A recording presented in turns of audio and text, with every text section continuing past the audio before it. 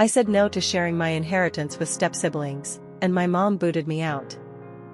My name's Sophie, and I'm 17 years old.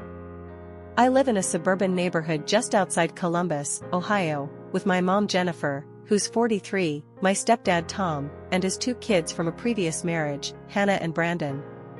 By all appearances, we're a blended family, but I've never felt like I quite fit in. Mom married Tom 3 years ago after dating him for nearly 5, so the 4 of us, well, 5 including me, have been under one roof for about 6 years total. The house isn't huge, but there are enough bedrooms to go around, which is both a blessing and a curse. We have our own spaces, but we don't exactly gather around the TV to bond over popcorn. A bit of background on how I got here: when I was barely in kindergarten, my dad passed away from leukemia. It was the sort of shocking news that rattles your entire world, and at that age, I couldn't fully process what it meant. He was diagnosed late, and by the time doctors tried to treat him, there wasn't much they could do. According to my mom, he was incredibly protective of me in his final days. He rushed to organize his finances and set aside money for my future education. It wasn't a windfall that would buy me a mansion, but it was enough to make sure I wouldn't have to worry about student loans or scraping by once I hit college. It's called the Fenton Education Fund, named after Dad's last name, and legally, it's under my control the moment I turn 18. Growing up, it was mostly just me and Mom. Sure, we had a few extended family members somewhere in Florida, but we weren't exactly close. My grandparents on Dad's side never really approved of Mom's wild streak. She had a reputation in her 20s for being a bit of a party girl, so they stayed distant even after Dad was gone. Mom tried to move forward, and eventually, when I was around 11, she met Tom. At first, I was thrilled. She'd seemed lonely for so long, and I was excited about the possibility of a real father figure in my life. Tom was quiet but polite, and he had 2 kids, Hannah, who's a year older than me, and Brandon, 2 years younger.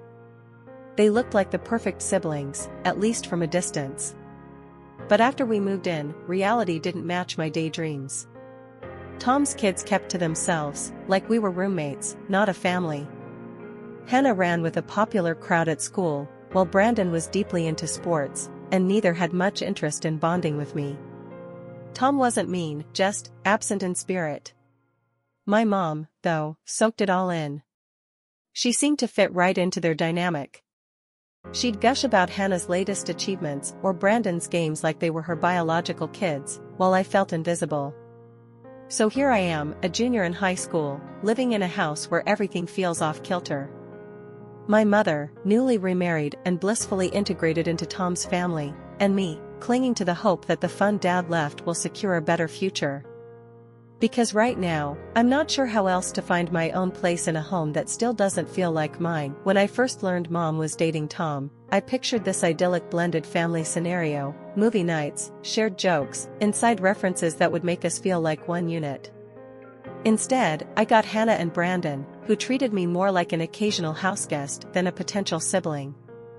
In the beginning, I tried to bond with them by striking up conversations about school or offering to join in whatever activity they were into. Hannah would give me polite but distant answers, nodding along as if she had somewhere else more important to be. Brandon, being younger, was friendlier at first, but quickly got wrapped up in his sports teams, barely noticing if I was in the same room. I tried not to take it personally at first, chalking it up to typical teenage awkwardness. But the issue went deeper. I noticed early on how my mom slipped so easily into their world, attending Brandon's basketball games with fervor, chatting with Hannah about her prom dress, and generally acting like she'd been their mother for years. She was thrilled to be welcomed into their lives, and I can't entirely blame her. Her previous relationships never provided her with real stability. The contrast, however, was glaring when she'd eagerly ask Hannah how her day was, then forget to follow up about mine. Through the grapevine, or maybe just from overhearing conversations, I found out that Tom's ex-wife was a major source of tension in their family's past. She'd apparently been a gold digger who nearly wiped Tom clean during the divorce. She also didn't want custody of Hannah and Brandon, leaving him to rebuild his life from scratch. Compared to her, my mom was a breath of fresh air. That's how the dynamic began to form. Tom and his kids viewed Mom as a saving grace, a stark contrast to the nightmare they'd dealt with before.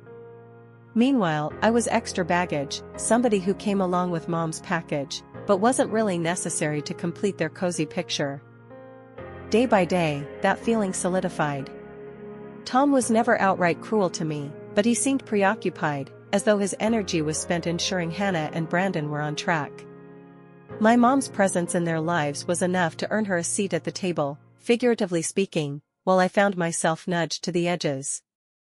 Every once in a while, I'd see Brandon and Hannah exchange glances when I walked into the room, like they were hoping I'd leave so they could resume their private conversation. Over the years, a quiet resentment built within me. It's not that they bullied me or insulted me to my face, but it was the consistent sense of exclusion that wore me down. It got to the point where I'd think twice before suggesting a family movie or offering to help cook dinner. Why set myself up for another round of disinterested shrugs? Eventually, I stopped trying altogether. I lived in the same home, but felt like we were all tenants paying rent to the same landlord rather than members of a shared family. Looking back, it's sad how quickly my hopeful enthusiasm faded. I wanted a warm, tight-knit household, but instead, I got stuck on the outside. They had their own inside jokes, their own history, and their own routine, one that didn't include me. The message was clear: I wasn't part of the inner circle, and the older I got, the more that realization stung. Even though I'd spent the last few years navigating this household like a ghost, I managed to keep my grades up and plan for my future. My father may have died when I was little, but I never forgot that he left an educational fund for me, a lifeline ensuring that no matter how distant I felt in my own home, I could still pursue my dreams. Junior year was drawing to a close, and I was thrilled to start applying to colleges. With the money Dad had set aside, I felt confident that finances wouldn't hold me back.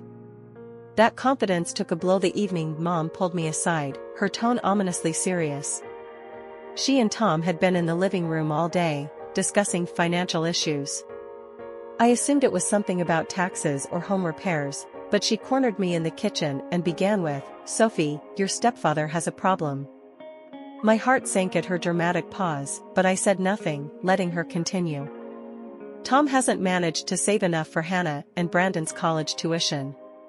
He asked if we could all work together as a family to figure out a solution." I remember tilting my head, unsure why she was sharing this with me.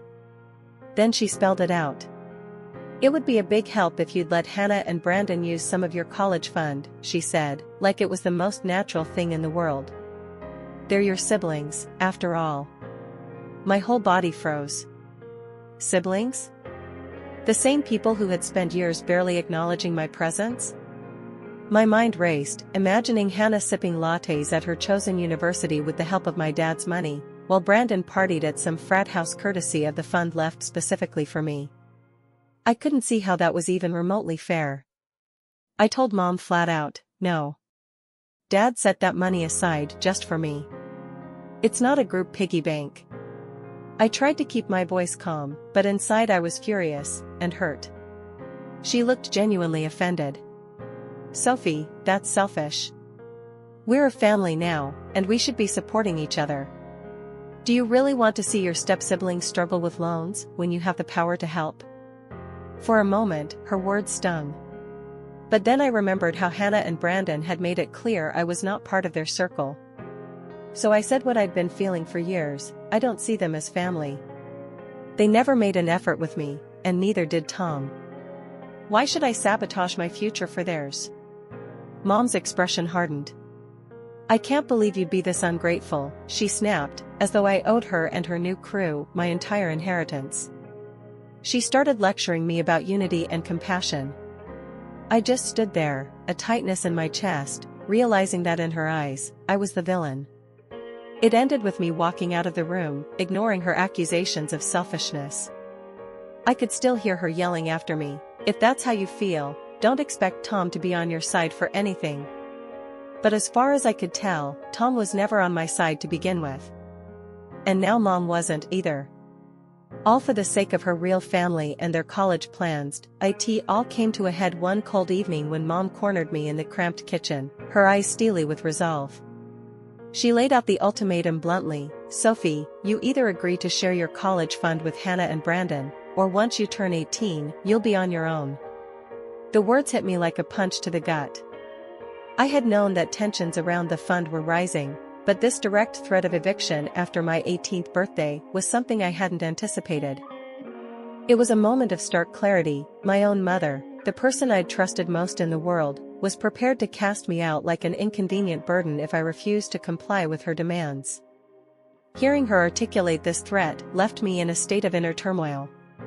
My heart pounded as shock and disbelief washed over me. I couldn't reconcile this ultimatum with the caring, protective image I once held of Mom. The idea that she could see me as disposable, especially after all the sacrifices I had made and the loyalty I'd shown over the years, was both heartbreaking and infuriating. It felt like the final straw, a betrayal that cut deeper than any previous conflict.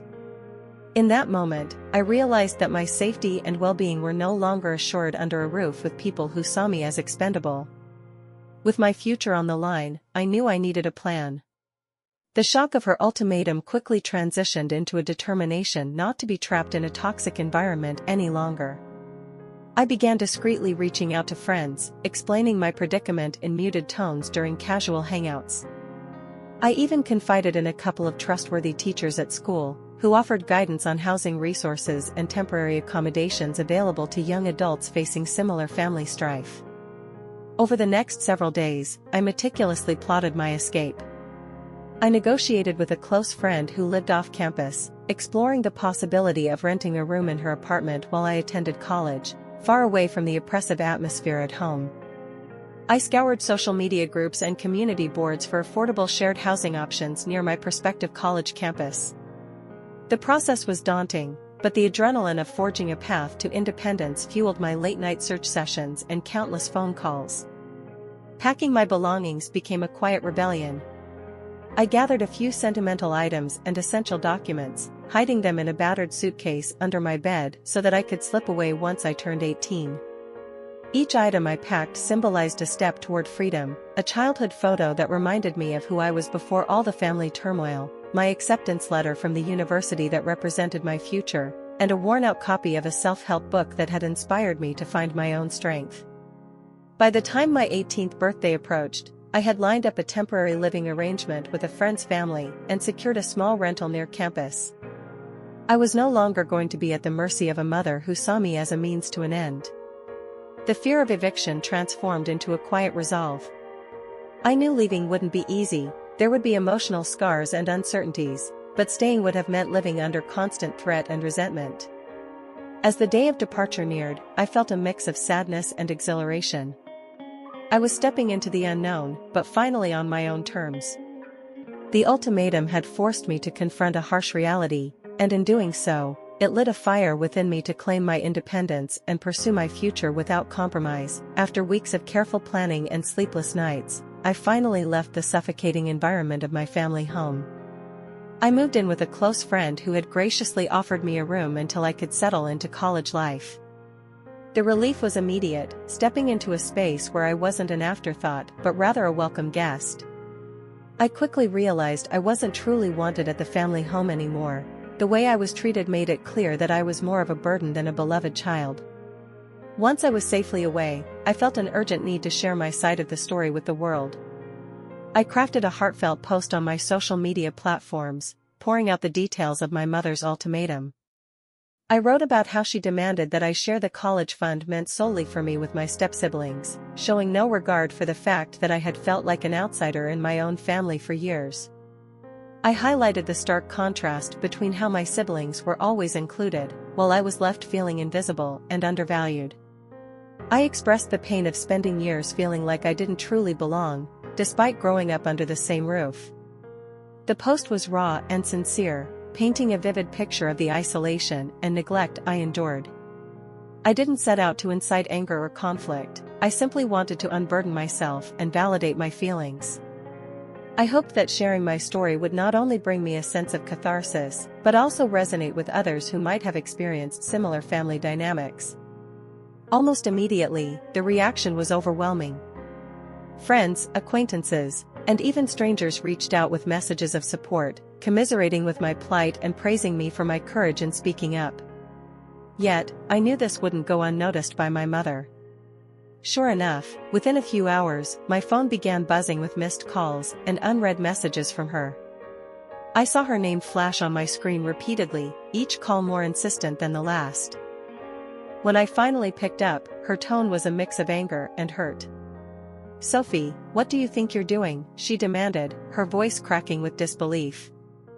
I tried to explain that I needed to tell the truth about how I felt, how she treated me like an outsider despite being part of the family. Her reaction was swift and stinging. She began hurling insults, calling me ungrateful and selfish. "Your father would be proud of you if you were kind and compassionate," she exclaimed. "He would be terribly disappointed in you right now." Each word hit me like a blow, reverberating through my already fragile self-esteem. My mother's words reflected a twisted logic. Her desire for empathy and recognition was tied to me conforming to her ideal of what a good daughter should be. But she couldn't see that her behavior had alienated me for years, so her praise felt hollow and accusatory rather than comforting. The conversation left me shaken. On one hand, I felt vindicated for finally voicing my truth publicly. On the other, my mother's reaction pierced deep into my sense of self-worth. It was one thing to feel misunderstood by family, but it was another to have that pain reflected back at you by the person who should understand you best. As I set down my phone, I realized that this was just the beginning of unraveling the toxic dynamics that had bound me. The world now knew my story, and while it didn't immediately mend the rift with my mother, it empowered me to move forward. I learned that speaking openly can be both freeing and painful, but it is an essential step in reclaiming control over my life and defining my own worth, separate from a family that never truly saw me. In the days following my heartfelt social media post, I began to see the bigger picture. It became clear that my mother wasn't looking to fix our fractured relationship or acknowledge my feelings. Instead, she was more concerned with salvaging her own reputation and maintaining control over the narrative. Each call and message I received from her felt more like an attempt to steer the conversation back to her terms than to offer genuine understanding or reconciliation. Faced with this realization, I made a hard decision. I decided to block my mother on all communication channels. It wasn't a choice made out of spite alone, it was a necessary boundary for my own emotional well-being. Blocking her meant cutting off the toxic stream of accusations and guilt-tripping that had defined our exchanges. Simultaneously, I chose not to delete my public post. It was important to me that the story remained out there, not as a weapon against my mother, but as a declaration of my truth and a step toward healing. I knew the post might spark further backlash, but it also provided validation, from friends, strangers, and even myself, that I was not the villain she painted me to be. A few weeks later, the tension reached a new peak when my mother appeared unannounced at the house of one of my friends, where I was staying temporarily. She arrived carrying a large black garbage bag, the kind used for trash, and left it in the living room without so much as a greeting. I soon discovered that inside were all my remaining belongings, stuff I'd forgotten or left behind when I moved out of the family home. What made it worse was that she dumped everything onto the living room floor, as if discarding unwanted waste. The scene played out in front of my friend and her parents, who were appalled by my mother's behavior. Their shock quickly turned into action, as they confronted her, defending me and chastising her for treating me like trash. They reminded her that I was her daughter and deserved respect, not this humiliating treatment. My mother, however, snapped back, calling me ungrateful and accusing me of not appreciating all she'd done for the family. She berated me for being selfish, even though her actions clearly contradicted any maternal warmth. At one point, my friend's parents threatened to call the police if the situation escalated further. Confronted by this united front, my mother's rant diminished in intensity.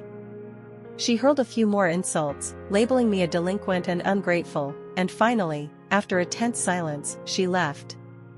This altercation marked a turning point. Not only did I physically remove myself from a toxic environment, but these updates also cemented my resolve to break free from my mother's manipulative grasp. With my social media post still up as a beacon of truth and my mother's attempts at control increasingly futile, I felt empowered to focus on my own future. Each confrontation, each realization, became another step toward independence and self-respect, leaving me more determined than ever to pursue the life I envisioned, far from the shadows of my family's broken expectations. It was a chilly autumn afternoon when my phone started ringing incessantly. Mom was calling again. I had hoped our silence would give her time to cool off, but apparently not. Earlier that day, she had shown up at my friend's house unannounced, demanding I delete my social media post and issue a public apology. This time, her tone was different, more aggressive, insistent, almost desperate. When I answered her call, she immediately launched into tirades, her voice growing louder with each word. "Delete that stupid post, Sophie. You need to apologize, or I swear I'll make your life a living hell." I could hear the anger crackling through the line. Realizing this wasn't going to be solved over the phone, I prepared myself for the worst. Not long after our phone call, I found myself face to face with my mother again at the door of my friend's house, where I had been staying. This confrontation was more volatile than any before. She demanded, in person, that I erase the damaging content and immediately apologize on a public platform. Her insistence was not merely verbal. When I refused, she lunged forward, grabbing my arm forcefully. The sudden burst of physical aggression shocked me into action. My friend and her family intervened swiftly, friends shouting for her to stop, and someone finally called 911. I struggled to free myself from her grip, adrenaline coursing through me as she attempted to drag me across the room. It felt surreal. My own mother, someone who should protect me, was now a threat. Within minutes, police sirens wailed in the distance, growing louder, signaling help on its way. As the police arrived, they managed to separate us. My mother was taken aside for questioning, while officers reassured me that I was safe. The entire incident had been inadvertently captured on my friend's smartphone. She had been recording silently from a corner, anticipating that things might escalate. After the situation calmed down, I knew what I had to do next. I asked my friend if I could review the footage, and once I did, I quickly uploaded the video along with my original social media post. The video, a raw account of my mother's aggressive behavior and the police intervention, served as stark evidence of what I'd been enduring. Sharing it wasn't about revenge, it was about validating my experience and creating a public record that I would no longer be subjected to such treatment. The combined post and video garnered immediate attention, drawing support from many who had experienced similar family struggles. After this final explosive event, I felt an overwhelming mix of exhaustion and relief. The constant threat of my mother's manipulation, aggression, and control was now laid bare for the world to see. In the days that followed, I made a resolute decision: I would cut all ties with her once and for all. I blocked her on every platform, ceased answering any communication, and began to focus solely on my upcoming transition to university life. The resolution was clear. I was preparing to leave behind the toxic environment that had haunted me for so long. With my acceptance to a prestigious university and a scholarship secured, I had a new path ahead, one that didn't involve dodging my mother's threats or dealing with her manipulative tactics. In the quiet that followed the chaos, I realized that this confrontation was the final straw. It was time to dedicate myself entirely to my studies and future, free from the shadow of my mother's abuse. The video and post remained as a testament to my strength, but they would no longer define me. I was moving forward, determined to build a life far removed from the toxicity of my past, and finally break free from a cycle that had held me captive for far too long.